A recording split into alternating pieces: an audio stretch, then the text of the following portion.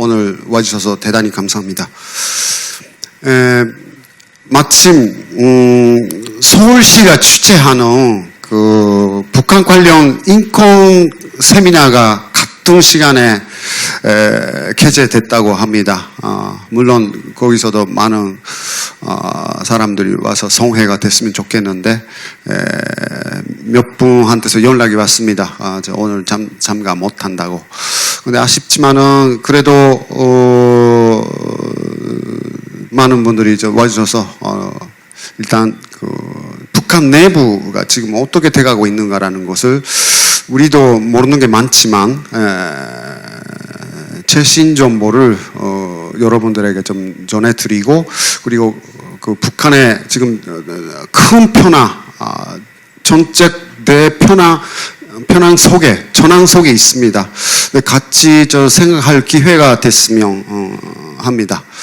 네, 이 행사는 6월달 오사카, 그 다음에 7월달에 도쿄에서도 하고 전문가 중심으로 세미나를 했습니다. 네, 그 오늘 서울 행사도 통일과 나눔 재단법인 통일과 나눔 그 지원을 받고 진행하게 됐습니다. 다시 한번 그 통일과 나눔 재단에 감사 말씀을 드리고 싶습니다. 감사합니다. 자, 그러면 제가 앉아서 좀 하겠습니다.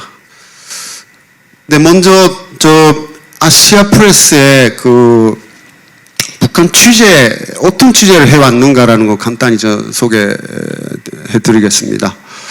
네, 우리가 2002년, 3년경부터 북한 내부에서 북한 사람하고 같이 취재하는 그 팀을 만들기 시작했고요. 네, 지금 현재 10명의 취재 파트너가 있습니다.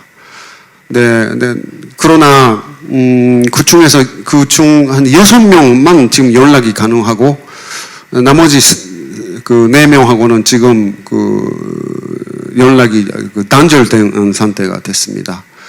네, 왜 그러냐면 지금 북한 국내하고 연락 취하자면 그런 방법은 중국 휴대폰 가지고 할 수밖에 없는 상황입니다.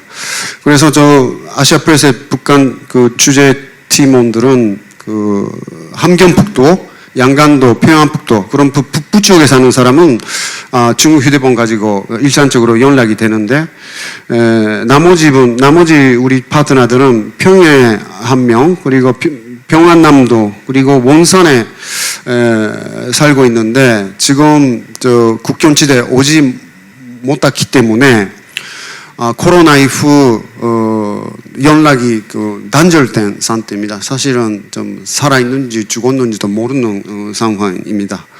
그래도 우리 파트너들이 북부 지역에 사는 파트너들은 일단 많은 제한, 많은 돈제를 받으면서도 그 한도는 있지만은 열심히 조사를 해주고 정보를 우리에게 중국 휴대폰 가지고 연락 주고 있습니다. 그리고 중국인 취재 파트너가 있습니다. 네, 이분들이 중국의 조선족 분들인데 압록강 두만강변에서 촬영도 해주고, 그 다음에 북중 무역 관련 그런 조사를 해서 우리에게 정보를 알려줍니다. 그리고 오늘 코멘테이터 2분 좀 모셨습니다. 소개하고 싶습니다. 먼저 김병현 선생님입니다. 잠깐 일어나시죠. 다 아시겠지만은 북한 현재 연구로서 한국의 제1인자이시고요. 저도 한 4, 5년 됐을까요? 처음 만났을 때부터 많은 것을 배웠고, 오늘 북한 현재에 관한 리포터가 중심이 되니까 김 선생에게 이따가 많은 코멘트를 좀 부탁드리고 싶습니다. 그리고 한 분은 오경석 박사입니다. 네, 오 박사님은 최근에 많이 한국 언론에 나가서 코멘트도 하고 뭐 유명 인사 중에 하나인데요. 제가 좀 만난 지 한 20년 정도 됐습니다.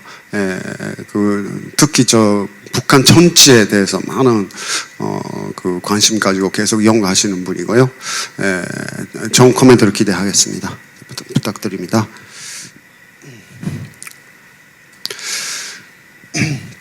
우선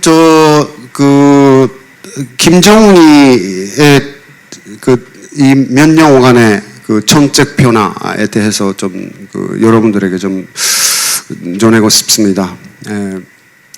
네, 우리 파트너들이 북한 내에서 어떤 조사 주제를 하는가 하면 첫째로서는 물론 자기 사는 주변에서의 정보, 예를 들어서 물가라든지 시장 동향이라든지 아니면 자기가 사는 거주하는 인민방 소속되는 여성동맹이라든지 직장이라든지 아니면 학생이면 학생 전년동맹 조직이라든지 그런 거에 뭐 당연히 조직 생활을 해야 되기 때문에 일주일에 한 번 아니면 2주에 한 번 회의에 참가해야 되지 않습니까? 근데 그러면 중앙에서 지시가 내려옵니다. 지시가 내려와서 아니면 그 지방에서의 좀 특별한 뭔가 사건 사고에 관련해서 그 당국의 입장 아니면 당국의 명령 그런 것도 받지 않습니까? 그런 걸 가지고 일상적인 북한 사회의 변화, 사회의 움직임을 계속 보고해 줍니다. 그런데 우리 6명의 파트너 중에는 고급 정보가 없어요. 그리고 군사적인 정보도 없습니다.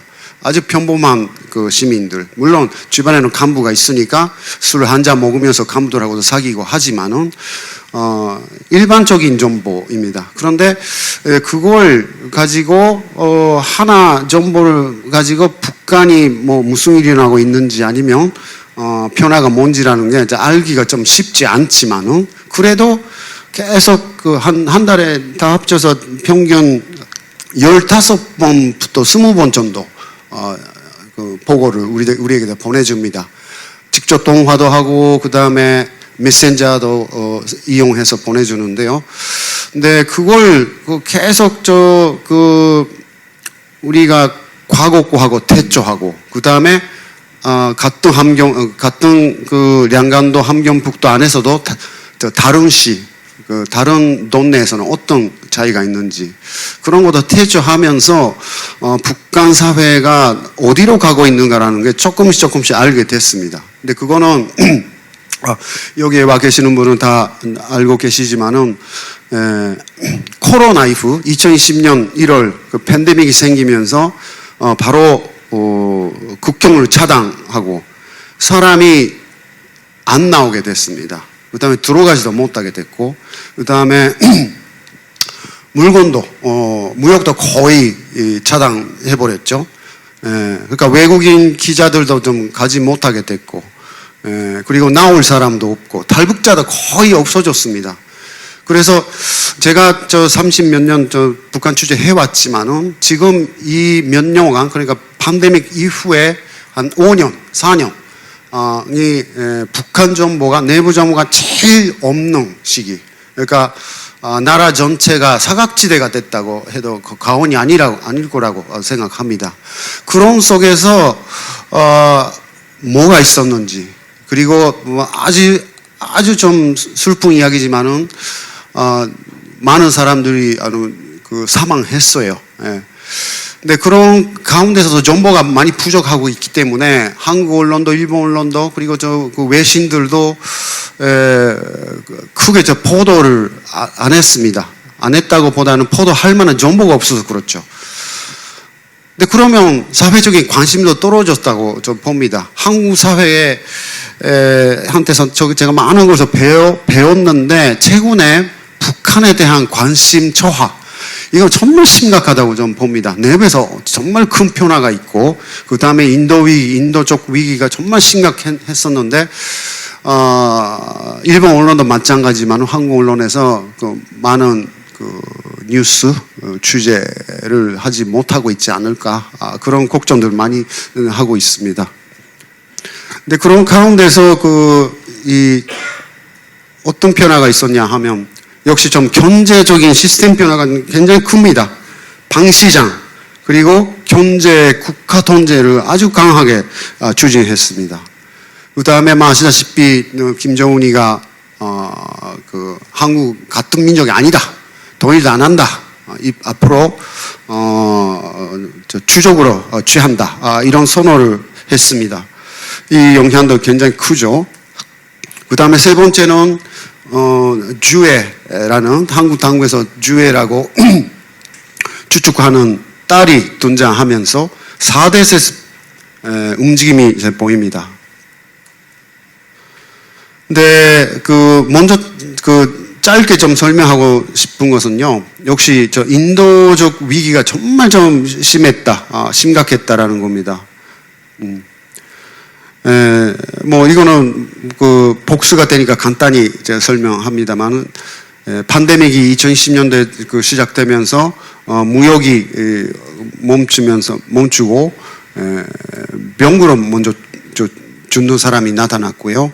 그 다음에 2021년도 후반부터는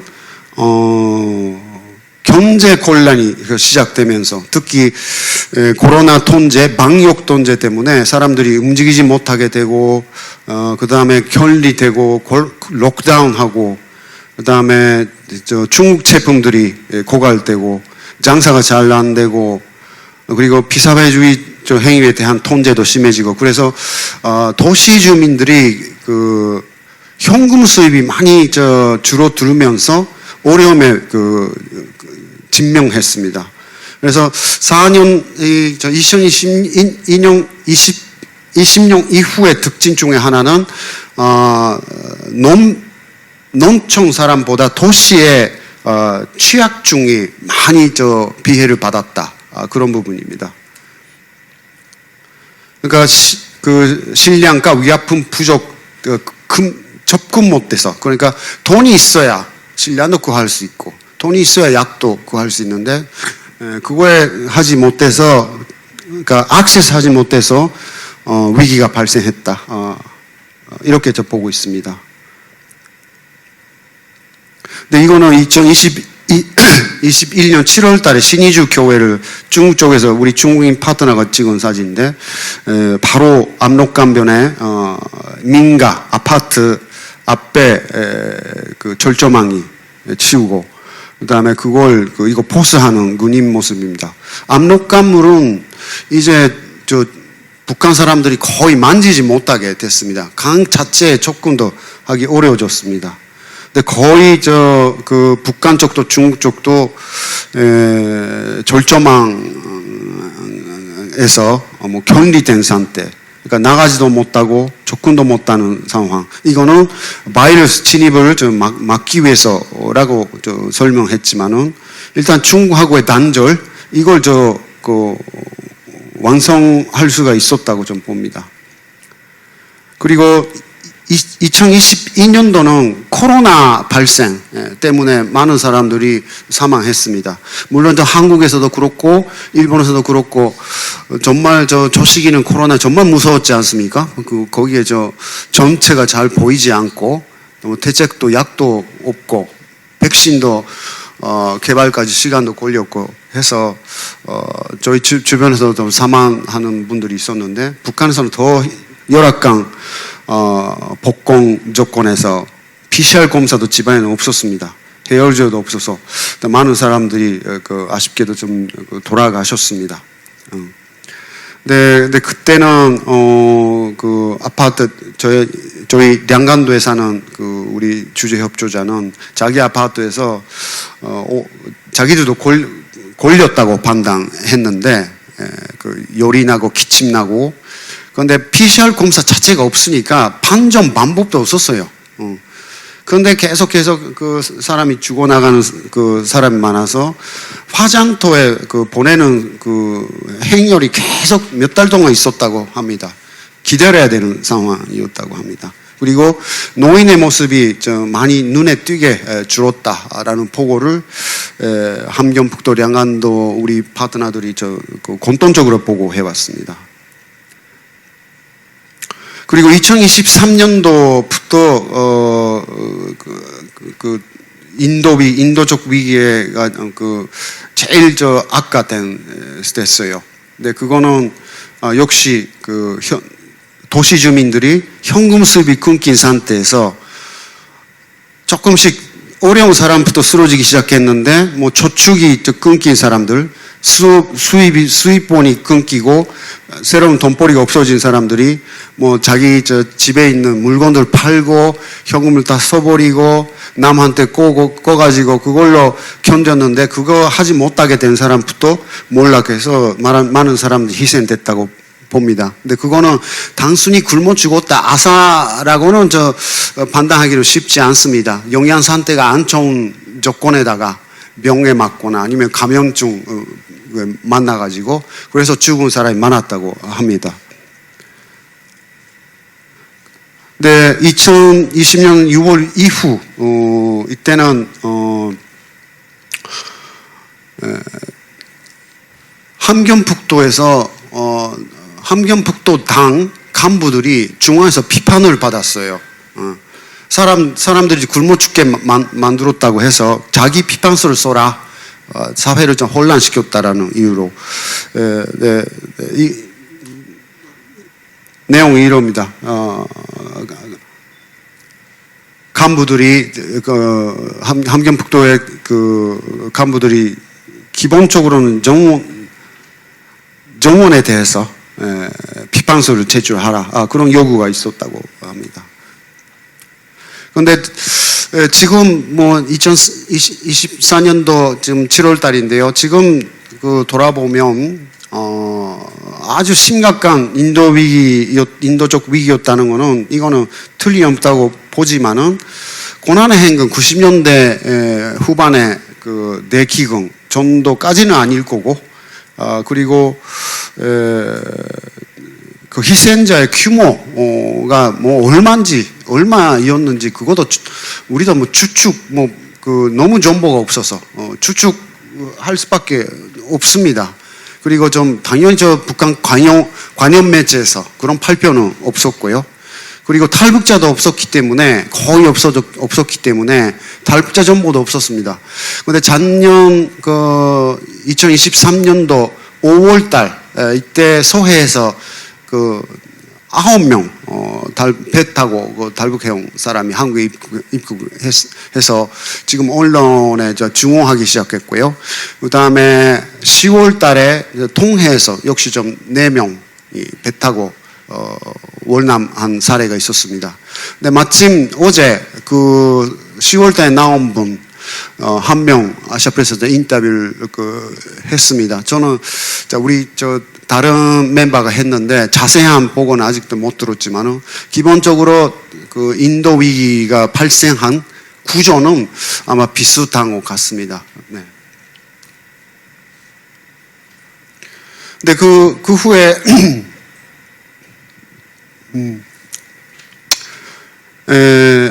당국에서도 아무것도 하지 않았던 것은 아니고요. 최근에는 작년 9월 이후에 감자가 많이 분작이 돼서 그것 때문에 일단은 기근의 비슷한 상황은 많이 해소가 됐다고 합니다. 그 다음에 금년 들어서 봄이 가까워지면서 많은 사람들이 더 금년도도 2024년도도 더 굶어야 되는가, 어떤 4월, 5월, 6월 달 어떻게 될 것인가라는 그런 걱정들 많이 했었습니다만은, 함경북도에서는 인민위원회, 그러니까 지방정부죠. 여기서 철저하게 전량세대, 그러니까 쌀도 없고 그 다음에 쌀 구입하는 돈도 없는 그런 세대에 대한 조사를 철저히 했습니다. 그리고 최빈층, 제일 약한 사람들에게 옥수수를 좀 지급하는 그런 조치를, 대책을 세웠고요. 그 다음에 농촌에서는 매년 4월달, 5월달이 되면 농사를 좀 본격화해야 되는데 이때 영양 실조 때문에 출고 못하는 그 농자원들이 많이 발생합니다. 근데 이걸 대비해서 일 건데요. 농촌에서 정부에서 6개월분 이자를 붙여서 전량 세대에다가 비상식량을 빌려준 상황이 있었다고 합니다. 그리고 이것도 최근에 지난주에 들어온 소식인데요. 이거 함경북도의 한 농장에 우리 취재 파트너가 현장 방문해서 조사를 며칠을 했습니다. 근데 이때 보리가 잘 됐다고 합니다. 금년이 이모작이 잘 돼가지고 보리가 수확이 잘 돼가지고 그 애 농장에서는 금년은 굶어 죽는 사람이 그 애 농장에는 없다. 이런 보고가 들어왔습니다. 이거 진짜 다행이라고 봅니다.